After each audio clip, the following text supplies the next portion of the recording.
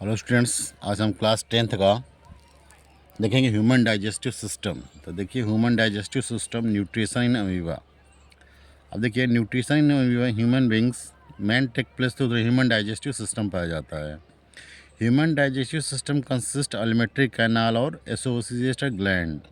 ये जो ह्यूमन का डाइजेस्टिव सिस्टम होता है उसमें एलिमेंट्री कैनाल होता है और डाइजेस्टिव ग्लैंड होता है। Various organ of human digestive system, बहुत सारे आर्गन होते हैं जिसमें माउथ होता है, ओसोफेगस होता है, ओसोफेगस को फूड पाइप कहते हैं, स्टोमक होता है, स्मॉल इंटेस्टाइन होता है, लार्ज इंटेस्टाइन होता है। The gland which are associated with the human digestive system, और क्या होते हैं, ग्लैंड होते हैं। And from the part of human digestive system होता है। और क्या क्या होता है, सेलरी ग्लैंड होता है, लीवर होता है, पैंक्रियाज होता है। इतने सब ग्लैंड होते हैं जो हेल्प करते हैं डाइजेशन में। Human alimentary canal which run from mouth to anus, यानी ह्यूमन का एलिमेंट्री कैनाल कहाँ से कहाँ तक होता है, माउथ से होता है और एनस तक 9 मीटर लंबा होता है। The duct various gland open into the alimentary canal, यानी बहुत सारे डक्ट जो होते हैं खुले रहते हैं, ठीक है ना। And secrete digestive juice elementary canal, और क्या करते हैं, कैनाल में डाइजेस्टिव गैस सिक्रीट करते हैं। ह्यूमन डाइजेस्टिव सिस्टम आपको डायग्राम में दिया गया है। तो मैंने पहले बताया था कि डाइजेशन में कितने सिस्टम होते हैं, 5 स्टेप होते हैं। तो पहला स्टेप क्या है आपका, इंगेशन। तो इंगेशन क्या होता है, the human being have the special organ for the ingestion of the food. अब देखो ह्यूमन बीइंग में क्या होता है, फूड को टेक करने के लिए स्पेशल ऑर्गन होता है जिसे माउथ कहते हैं। Human being food ingested through the mouth, यानी ह्यूमन क्या करता है, फूड को माउथ में इनटेक करता है। The food is put into mouth with the help of hand, यानी जो ह्यूमन जो है फूड को अपने माउथ में किसके द्वारा टेक करता है, हैंड के द्वारा टैप करता है। दूसरा आता है डाइजेशन। तो डाइजेशन सेकेंड स्टेप क्या है, डाइजेशन।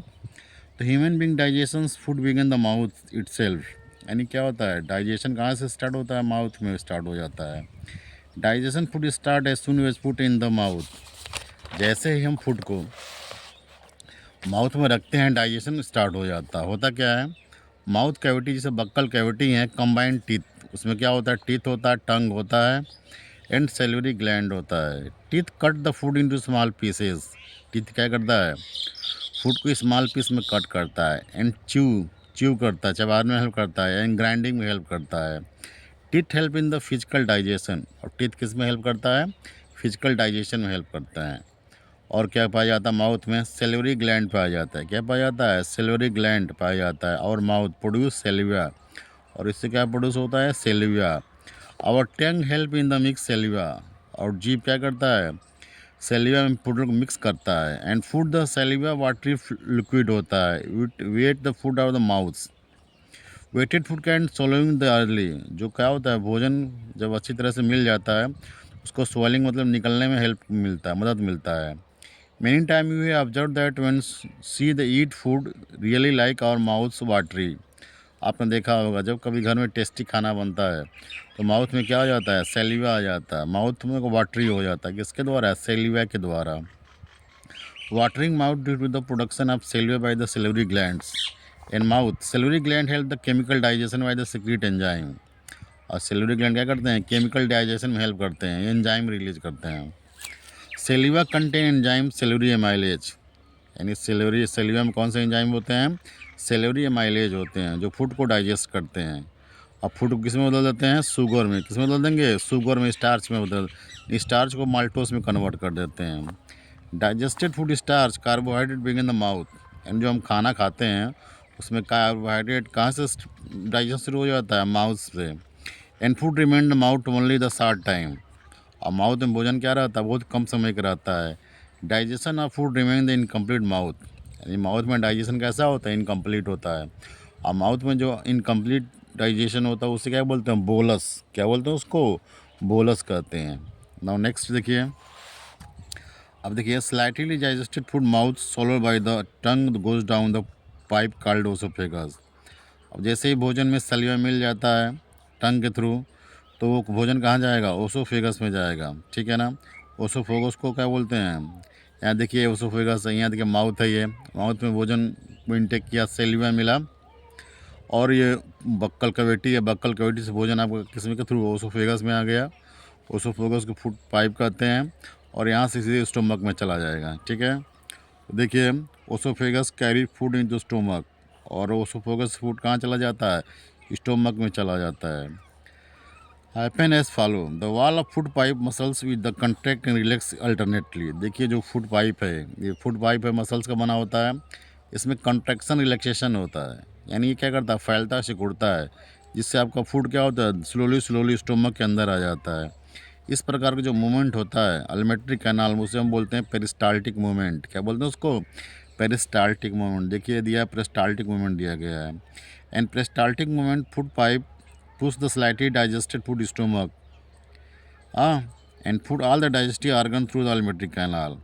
अब देखिए आते हैं स्टोमक। स्टोमक क्या है, जे शेप का होता है। स्टोमक कैसा होता है, जे शेप का ऑर्गन होता है। प्रेजेंट लेफ्ट साइड, कहाँ पाया जाता है, ये लेफ्ट साइड पाया जाता है, एब्डामन जिसे कहते हैं। The food is the further digested stomach. अब फूड का डाइजेशन आगे क्या होगा, स्टोमक में होगा। Food churn the stomach about 3 hours. अब देखो स्टोमक में फूड क्या होगा, चर्न होगा। चर्निंग मतलब क्या होगा, ब्रेक डाउन होगा। और स्टोमक फूड कितने घंटा तक रहेगा, 3 घंटे तक रहेगा कम से कम। During this time food break down into the small pieces from the semi solid paste. और इस 3 घंटे में फूड क्या हो जाएगा, छोटे छोटे सेमी सॉलिड पेस्ट में कन्वर्ट हो जाएगा। Stomach wall contain 3 tubular gland. ये देखिए स्टोमक है, स्टोमक के बाल पे 3 ट्यूबुलर ग्लैंड होते हैं, जिसे बोलते हैं गैस्ट्रिक ग्लैंड। क्या बोलते हैं उसको, गैस्ट्रिक ग्लैंड कहते हैं। और गैस्ट्रिक ग्लैंड से क्या निकलता है, गैस्ट्रिक जूस। तो गैस्ट्रिक जूस में कौन कौन से सब्सटेंस होते हैं, तो यहाँ देखिए गैस्ट्रिक जूस में आपका हाइड्रोक्लोरिक एसिड रहेगा, एन और पेप्सिन रहेगा और म्यूकस रहेगा। ये 3 सब्सटेंस होते हैं। गैस्ट्रिक ग्लैंड से गैस्ट्रिक जूस निकलेगा। गैस्ट्रिक जूस में 3 सब्सटेंस रहेंगे, हाइड्रोक्लोरिक एसिड रहेगा, पेप्सिन रहेगा और म्यूकस रहेगा। अब देखिए presence of hydrochloric acids, gastric juice acid in nature. Hydrochloric acid कैसा होता है, एसिडिक होता है। Acidic medium enzyme pepsin begin the digestion of protein present food for the smaller molecule. यानी एसिड के प्रेजेंस में जो हमारा पेप्सिन वर्क करता है और फूड को क्या करता है, छोटे छोटे मॉलिक्यूल में तोड़ देता है। The protein digestion begin in the stomach. Protein का डाइजेशन कहाँ से स्टार्ट होता है, स्टोमक से। और कार्बोहाइड्रेट डाइजेशन कहाँ होता है, माउथ से। Protein digested enzyme pepsin active only in the presence of acid. जो प्रोटीन का जो डाइजेस्ट करने वाला एंजाइम है पेप्सिन, वो केवल जो एसिड के प्रेजेंस में एक्टिव होगा।